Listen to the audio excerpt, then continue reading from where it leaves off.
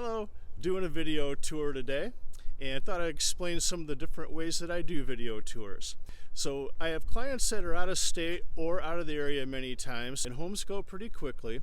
So I have actually sold many homes where the client's never been there except for my video tours. Now there's photos and even sometimes there's virtual tours that are already available, but the difference is I really zero in and get close to the items and things that they're looking for and the conditions of the home. The other thing I do is I pan around the neighborhood so they can see all the way around the neighbors across the street, what the road conditions like, that whole thing. If you like seeing my videos and they bring value to you, please subscribe and like, and also contact me anytime. I'd love to help you with your home, especially if you're out of area. I'm very experienced at working with clients that are out of state and out of area and doing personal home tours for them. The other thing that I do is try to report back on the sights, sounds, and smells inside and outside of the home, and anything else I might see and notice that you might not see if there's a video tour or photos that are online. And then of course when I'm inside the home, I get very close detail to the things that I know my clients are especially interested in.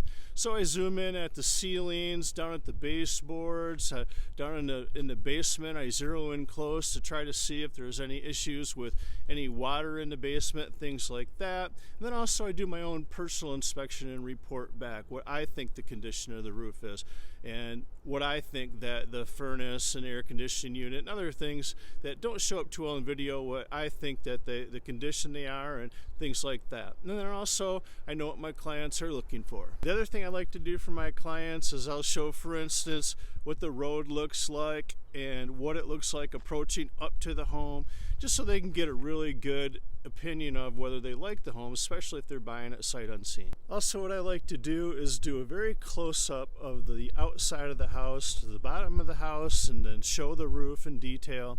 And then again, when I go in the backyard and the front yard, I like to show the neighbors, all the surroundings around it, to give a really good picture of what the home is like.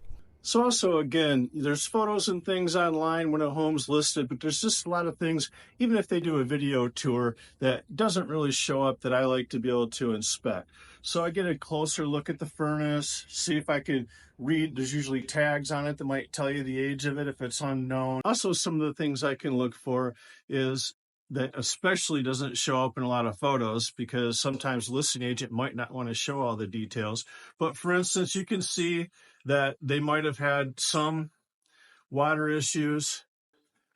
Looks like it's minor. It's kind of common in Michigan. But so I check all that out really good. And then I look for other clues. So it's kind of dark in this room back here, but there's carpet down there and then there's paneling.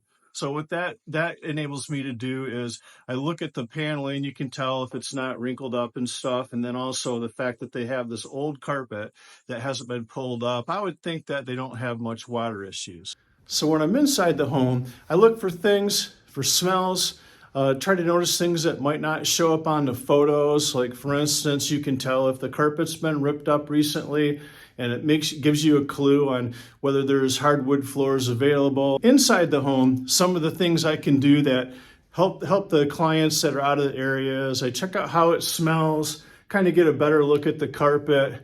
I'm able to look at all the windows up close and in detail, see what kind of shape they're in, and all the intangibles that might not show up on video or photo.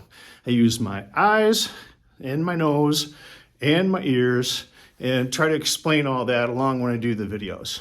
Some other things I look for when I do a video tour is I look up at the ceilings, see if I see any signs of water damage or just the general overall condition. But the other thing that's really helpful is I get a really close look. Again, I give them my own observations as well, but able to get a real close up on the windows and see what shape they're in, because of course windows are a large expense. And so I zoom in on the windows really close, I zoom in on the floor, try to show the condition of the floor, all of that, and really give them a good picture of what it's like. Because again, if you're buying a home and you're basing it on my opinion and my videos, I want to be very careful to show everything I can and explain everything I can in detail.